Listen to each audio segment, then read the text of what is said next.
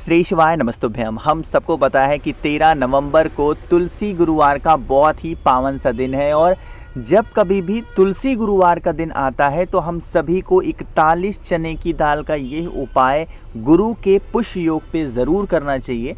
अगर आपके घर की कमाई कम है और खर्चे बहुत ज़्यादा हैं, कहने का मतलब क्या है कि आप कमाते तो 100 रुपये हो बट खर्च कितने होते हैं, 200 रुपये खर्च हो जाते हैं, तो ये वीडियो आपके लिए है। जो भी पैसों की समस्या होगी वो समस्या आपकी और आपके पूरे परिवार की ख़त्म ज़रूर हो जाएगी, ठीक है ना। कैसे करने हैं, कहाँ पे करने हैं, पूरी बात बताऊंगा। बहुत ही ध्यान से वीडियो को देखिएगा और सुनिएगा। स्क्रीन पर आप लोग को कुछ दिखाई दे रहा होगा, ये क्या है, ये है शहद, है ना। जब कभी भी धन संपदा की बारी आए और स्थिति बड़ी ही विपरीत चल रही हो तो उस कंडीशन में हम सभी को शहद ज़रूर लेना चाहिए, है ना। शहद ले लिया। शहद लेने के साथ ही साथ अब आप लोगों को इस प्रकार से चने की दाल लेनी है और वो भी वो चने की दाल कितनी, हमें इस उपाय के लिए चने की ही दाल लेनी है। और एक चीज़ का और नियम समझिएगा, जो चने की दाल इस्तेमाल करोगे वो गिनती करके 41 ही लेने हैं ना। इस उपाय का नियम अलग है कि हमें 41 के 41 दाने ही लेने हैं, ना तो इससे कम लेने हैं ना तो इससे ज़्यादा लेने हैं। चीज़ें क्लियर हैं क्या? चलो, अब यहाँ पर मैंने आपको शहद तो दिखाया था। शहद के साथ ही साथ हम सभी को तांबे का पात्र चाहिए। जल भरिएगा और जल के अंदर गंगा जल ज़रूर डालेंगे, है ना। पहुंच जाना देवाधिदेव महादेव के शिवलिंग के पास में। इस उपाय को करने का उपाय बहुत इजी है, बहुत आसान है। नियम समझ लो। सबसे पहला नियम, जैसा कि मैं अपनी हर वीडियोस में आप लोग को समझाता हूँ, बताता हूँ कि हमें अपना जो फेस रखना है, हमें अपना जो चेहरा रखना है वो उत्तर दिशा रखना है, यानी कि नॉर्थ डायरेक्शन में रखना होगा। चीज़ें क्लियर हैं क्या? ठीक, चलो अब इतनी बातें समझ में आ गई। इतना समझने के बाद में जो आपके पास में शहद है उस शहद का लेपन पहले करेंगे माता अशोक सुंदरी के स्थान पे। अच्छा, आपको पता है कि मैं जब कभी भी कोई भी चीज़ें कहता हूँ कि माता अशोक सुंदरी के स्थान पे करोगे तो इसके पीछे का कारण क्या है पता है? देखो, जब आप यहाँ पे करते हो ना तो माता अशोक सुंदरी सीधा जा कर के आपकी बातों को किससे कहती हैं? भोले बाबा से कहती हैं, है ना। तो अगर किसी भी घर का सबसे छोटा व्यक्ति, माता अशोक सुंदरी कौन है? भोले शंकर की सबसे प्रिय पुत्री, सबसे छोटी पुत्री, और किसी भी परिवार की सबसे प्रिय पुत्री, छोटी पुत्री अगर अपने पिता से कोई भी बात कहती हैं तो उनके पिता उसकी बातों को टाल नहीं सकते हैं। इसीलिए सबसे पहले जो शहद का लेपन करोगे वो कहाँ पे करना है? माता अशोक सुंदरी। अलग से शहद को नहीं लेना है ना। जो शहद माता अशोक सुंदरी को चढ़ाया वही शहद निकालिएगा और भोलेनाथ के शिवलिंग के ऊपर चढ़ा देना, जैसे मैंने चढ़ा दिया आपको भी। मतलब माता अशोक सुंदरी के स्थान से शहद को निकाल करके और भोले बाबा के शिवलिंग के ऊपर जो पिंडी है ना वहाँ पे समर्पित करना।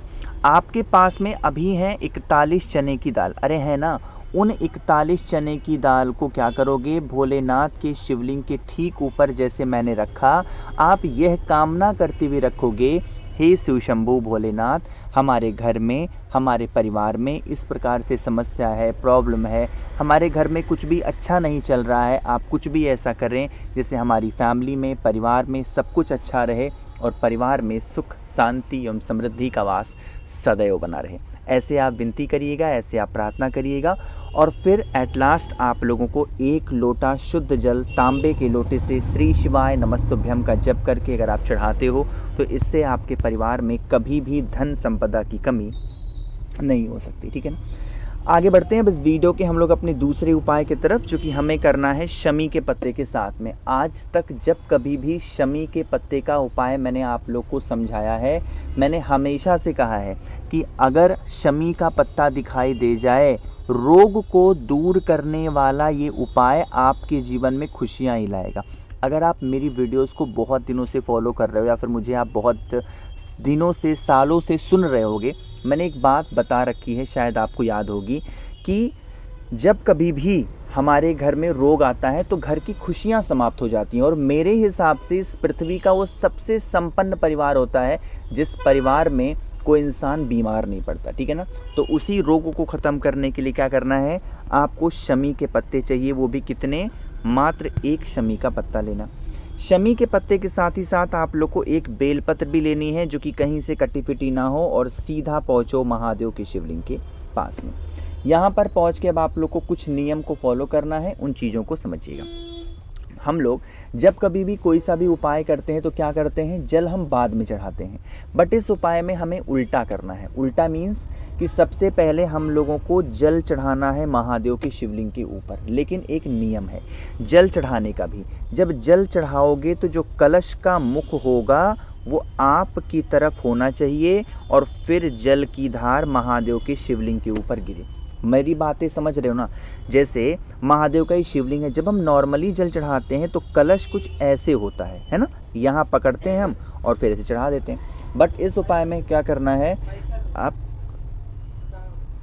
कैसे चढ़ाना है, चलो अब जल तो आपने चढ़ा दिया, लोटे का मुख कौन सी दिशा में है, आपकी तरफ लोटे का मुख होना चाहिए। खड़े आप कहाँ पे हो, उत्तर दिशा, ठीक। अब आप लोगों को मैंने बताया है एक शमी का पत्ता और मैंने बताया है बेलपत्र। जब आप शमी के पत्ते को भोलेनाथ के शिवलिंग के ऊपर समर्पित करेंगे, एक स्थान है शिवलिंग पे, थोड़ा मैं समझा दूं आपको। जैसे ये किसका स्थान है, माता का हस्तकमल यानी कि माँ पार्वती का स्थान, और यहाँ से स्थान शुरू हो जाता है किसका, माता अशोक सुंदरी का। तो क्या करना है, ये जो स्थान आपको दिखाई दे रहा है इसे हम खाली स्थान के नाम से भी जानते हैं। क्या जानते हैं, खाली जगह। तो आप लोगों के पास में जो शमी का पत्ता है, उस शमी के पत्ते को इस खाली स्थान पर समर्पित करना, ठीक है ना।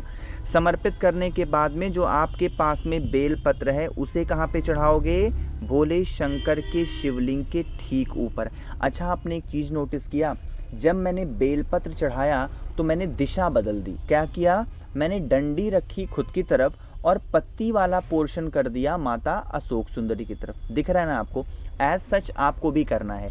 इस बार जो डंडी होगी वो हमें अपनी तरफ रखनी है, और पत्ती का मुख किधर रखना है, माता अशोक सुंदरी की तरफ। हाथ जोड़ना, विनती करना, और महादेव का एक नाम है जो कि बीमारी के समय हम स्मरण करते हैं, कौन सा, कुंदकेश्वर महादेव। रिपीट कर रहा हूँ, कौन सा नाम है, कुंदकेश्वर महादेव के नाम से हम सभी लोगों को समर्पित करना है। प्रार्थना करनी है कि हमारे घर में किसी भी प्रकार से कोई रोगी ना हो, कोई बीमार ना हो, सभी लोग हमारे घर में स्वस्थ एवं निरोगी और प्रेम से रहें। इस प्रकार से विनती करिएगा, इस प्रकार से प्रार्थना करेंगे, ठीक है ना।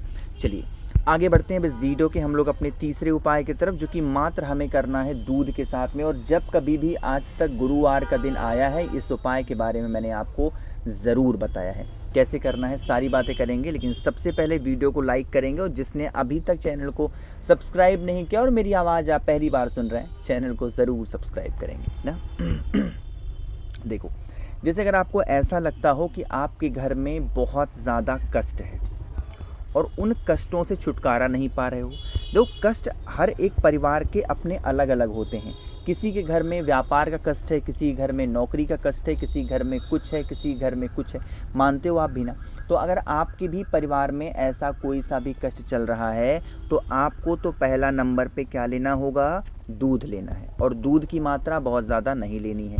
दूध के साथ में अब आज गुरुवार होने की वजह से कहाँ पे आओगे, माता तुलसी के पौधे के पास में आना। चाहे वो पौधा आपने अपने घर में लगाया हो या वो पौधा आपने कहीं बाहर लगाया हो, उससे हमें कोई मतलब नहीं है, बट ये उपाय माता तुलसी के पौधे के पास में ही करेंगे, ठीक। सबसे पहला काम, जब आप माता तुलसी के पौधे के पास पहुंचोगे तो आप लोगों को कुछ काम करने हैं। वो कौन से काम हैं? सबसे पहले जो आपके पास में दूध है उसे अपने पास में रखेंगे और एक चुटकी हल्दी लेंगे। रिपीट कर रहा हूँ, क्या लोगे? एक चुटकी हल्दी को दूध के अंदर डाल देंगे। फिर से बोल रहा हूँ, जो दूध लिया है उसी दूध के अंदर एक चुटकी हल्दी डालना, और फिर एक कमल गट्टा भी ले लेना। क्या लोगे? कमल गट्टा। माता तुलसी की क्यारी के अंदर यानी जड़ के अंदर कमल गट्टे को रख करके, और वही दूध वाला जल यानी हल्दी वाला जो दूध होगा वो कमल गट्टे के ऊपर भगवान हरि भगवान नारायण का एक बहुत ही प्यारा सा, बहुत ही पुराना सा मंत्र है। कौन सा है? ओम नमो भगवते वासुदेवाय का ध्यान करके समर्पित कर देने से का स्मरण करते हुए, ये मूल मंत्र है जो कि माता तुलसी को भी अत्यंत प्रिय है, बहुत ही पसंद है। तो आप सभी लोगों को इस उपाय को करना है, जिससे आपके घर के परिवार के जो कष्ट है ना वो हमेशा के लिए ख़त्म ज़रूर हो जाए, ठीक है ना। आगे बढ़ते हैं इस वीडियो के सबसे आखिरी उपाय की तरफ, जो कि दोबारा से हमें बेलपत्र के साथ में करना है। यह उपाय आज हम लोग करने वाले हैं लड़ाई झगड़े के लिए। मतलब घर का, परिवार का कोई ऐसा सदस्य हो ना जिसको लड़ाई करने में बड़ा मज़ा आता हो, वो इंसान फालतू में क्रोध करता हो, चिल्लाता हो, मारता हो, पीटता हो, तो आप सभी लोगों को इस उपाय को निश्चित करना चाहिए। एक बेलपत्र की और दूसरे नंबर पे ज़रूरत पड़ने वाली है मात्र 2 लौंग की, है ना।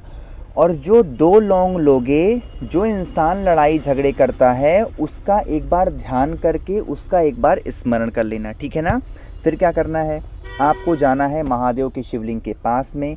यहाँ पर पहुँच करके लड़ाई झगड़े के लिए मैंने नाम आपको तो कई बार बताया है, हाटकेश्वर महादेव। बेलपत्र के ऊपर लौंग के 2 टुकड़ों को रख करके जो भी व्यक्ति घर में लड़ाई झगड़े करता है उसका नाम और गोत्र बोल करके हाटकेश्वर महादेव के नाम से समर्पित कर देने से घर में कभी लड़ाई झगड़े नहीं होते, कभी क्लेश नहीं होता, परिवार में खुशियाँ बरकरार रहती हैं। कोशिश की है सब कुछ अच्छा प्यार से विस्तार से बताने की।